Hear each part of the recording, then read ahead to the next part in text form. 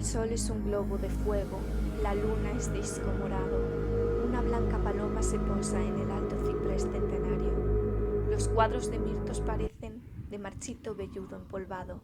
El jardín y la tarde tranquila, suena el agua en la fuente de mármol. Antonio Machado sempre me lembrou a primavera e o verán. Así que pensei que unha das mellores maneiras de comezar esta bibliomancia era con un breve poema del. Fago este vídeo nas horas centrais do día do solsticio, así que acompáñanos toda a forza do sol. Pero antes de comezar coa lectura de bibliomancia, quero amosarvos algo.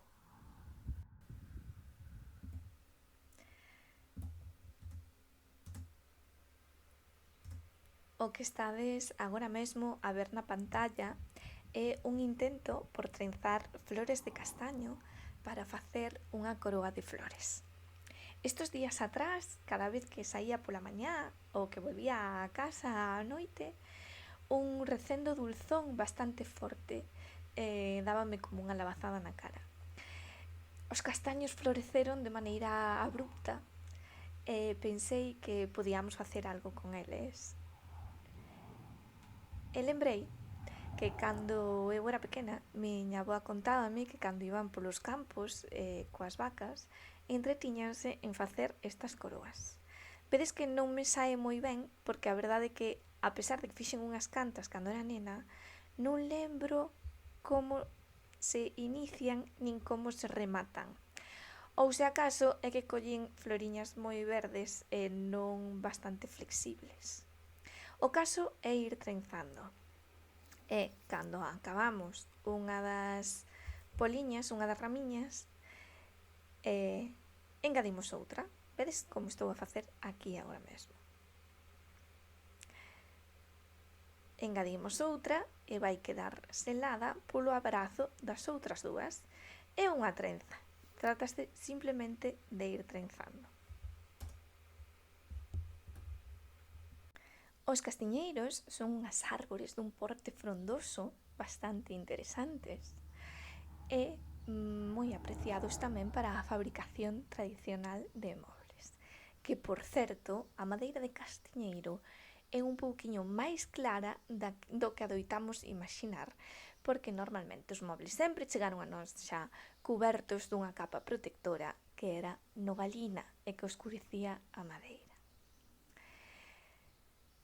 Pasamos xa metade do ano, van aí 6 meses, e non sei vos, pero eu estive un pouco obsesionada este tempo atrás con non ter sido bastante productiva e con non ter recollido aínda certos froitos que agardaba poder recoller, non sei en que forma nin como, durante este ano.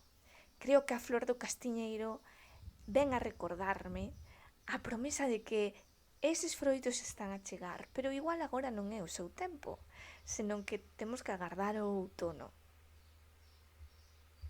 Quero pensar que son un recordatorio para min de que simplemente hai que agardar o tempo de cada colleita, de cada sembra, de cada planta e de cada proxecto.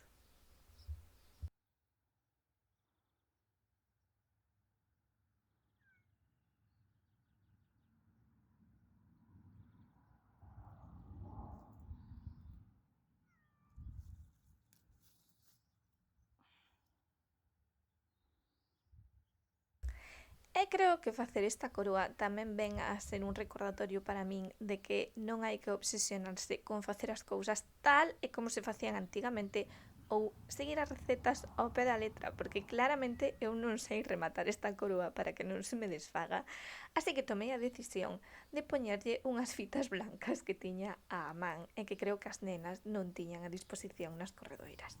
Non pasa nada. E rematada a coroa, podemos dispoñer todo para comezar a nosa bibliomancia. Acompáñannos nesta bibliomancia unha poliña de pino e unhas ramiñas de castiñeiro porque cortei unhas poucas demais para facer a coroa. Así mesmo, o sol das horas centrais do día e un leve vento do norte que hoxe ven cálido.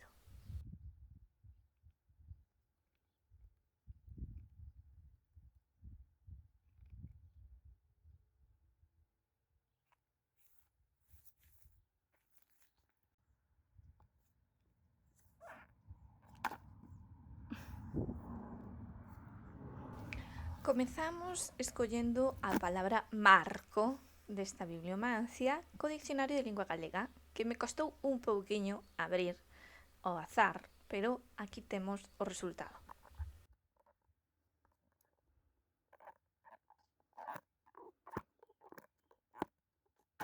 A palabra onde foi caer o meu dedo índice, non se ve moi ben en pantalla, dígola eu, é insuficiente, que é unha palabra que non parece traernos moitas enerxías ou vibracións positivas, xa o sei. Pero non creo que se refira a literalmente non estar facendo o suficiente, senón a que nos sentimos insuficientes a pesar de todo o que levamos traballado. En canto á pasaxe da Ilíada, leovos. Como enxambres copiosos de moscas que na primaveral estación voan agrupadas polo estábulo do pastor cando o leite enche os tarros, en gran número reuníronse na chaira os melenudos aqueos, desexosos de acabar cos teucros. Por conveniencia, imos obviar a referencia bélica de aqueos querendo acabar con teucros e imos a quedarnos co inicio deste parágrafo. Como enxames copiosos de moscas que na primaveral estación voan agrupadas polo estábulo do pastor. E pode que non nos pareza a imaxe máis evocadora da abundancia que poida existir, pero en realidade temos vacas, leite e moscas que efectivamente nalgunhas culturas, na exipcia e tamén na asiática, tiven un vínculo co poder e coa abundancia. E embriagada desta positividade, no que só nos faltaría unha culleradiña de mel, quero pensar que eses froitos van a estar, que temos que deixar de sentirnos insuficientes e non poñernos tan pesados como as moscas agardando polo azucre ou o leite. Chegará. No caso da Biblia, fomos caer a Feitos dos Apóstoles por primeira vez na historia deste programa de bibliomancia. Concretamente, ao capítulo 7, versículo 42, e que nos remite precisamente ao libro dos profetas do Antigo Testamento. Fala do caso de idolatría do pobo de Israel durante a súa travesía polo deserto, e di, vou ler en castelán, ¿Acaso me habéis ofrecido víctimas y sacrificios durante 40 años en el desierto, casa de Israel? Antes os trajisteis la tienda de Moloc y el astro del dios Refam, las imágenes que os hicisteis para adorarlas. Por eso yo os transportaré al otro lado de Babilonia. Isto faiseme moi fácil de interpretar dentro do marco de toda esta bibliomancia, e é que, no noso desespero, non deberíamos desviar a nosa atención dos obxectivos e comezar a tomar por ídolo outra cousa. Focalicémonos e agardemos.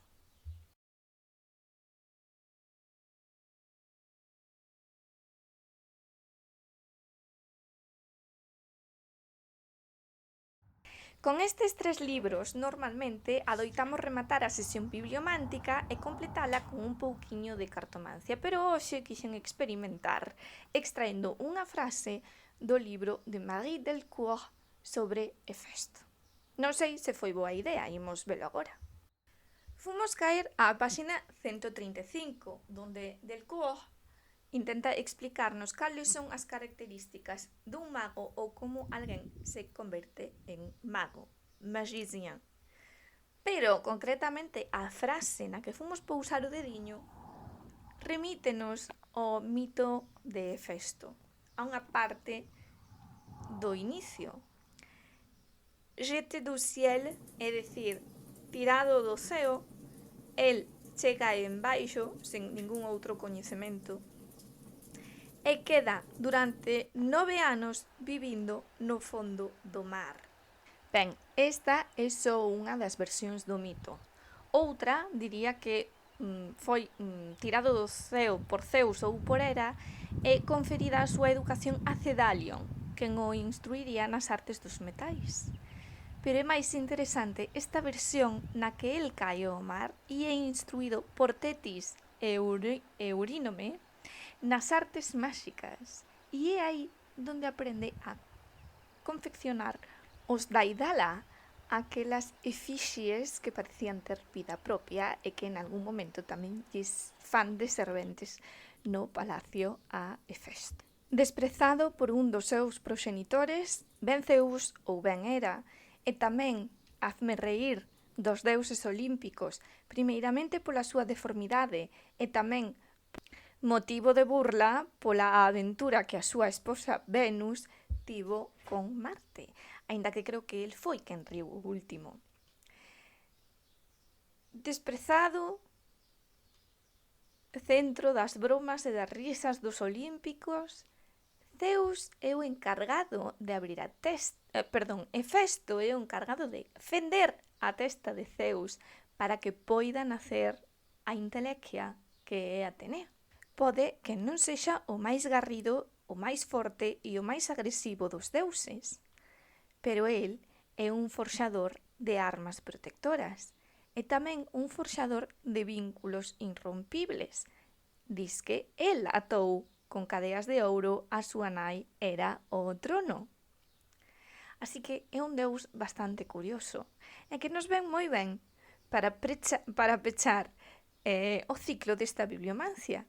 Comenzábamos sentíndonos insuficientes e é verdade que, como a Hefesto, poderíamos chegarnos a sentir un pouco mal ao ver a nosa imaxe no espello, non vernos abondo, e, sen embargo, somos capaces de facer cousas maravillosas.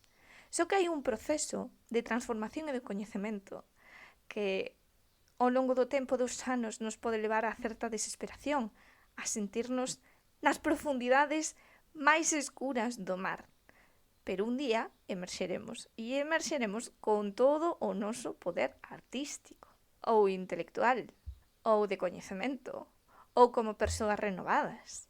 Ata aí depende da búsqueda de cada quen.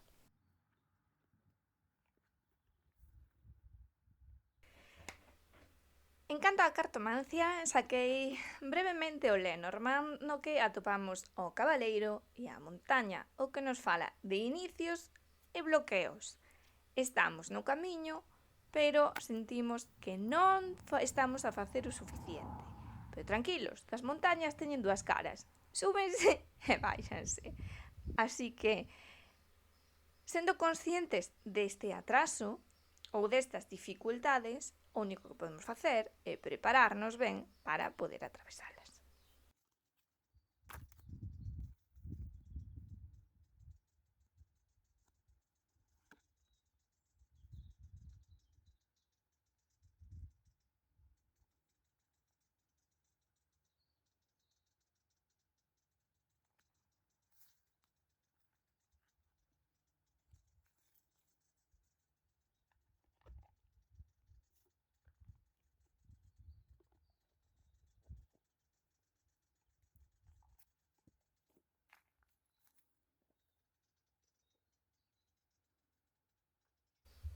En canto aos consellos de Kuan Yin, apareceunos unha carta que creo que nos saiu bastantes veces tamén, que é a de Neno Perdido.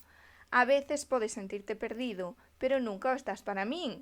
Conéctate ao teu corazón e encontrarásme ali. Estoute a coidar. Pero como non quedei moi convencida, saquei aínda outra carta máis.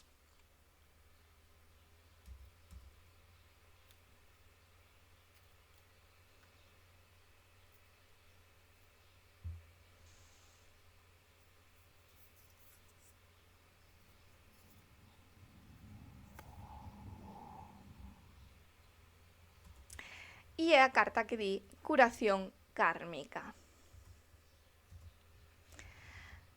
As almas feridas necesitan curación, non castigo. Suaviza o teu corazón e cultiva a boa vontade. Non tes que preocuparte polo funcionamento da xustiza divina. Proporciona un equilibrio perfecto de compasión e sabiduría. Todo está ben.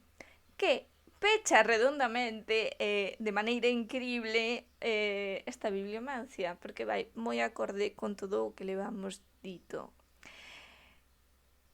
Non te fustigues, non estás sendo insuficiente, non estás traballando insuficientemente, simplemente hai un atraso polo motivo que sexa, que igual non depende totalmente de ti, en ver eses resultados que estás buscando ou que desesperadamente sintes que necesitas xa recibir.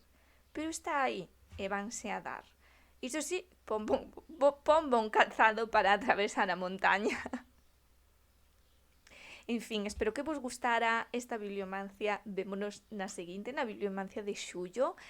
E nada, moitas gracias por estar, por seguirme, por dar like, por compartir e por suscribirvos e por responder ás preguntas que fago nas redes sociais e estar sempre por aí por cerca. Moitas gracias. Vémonos en xullo.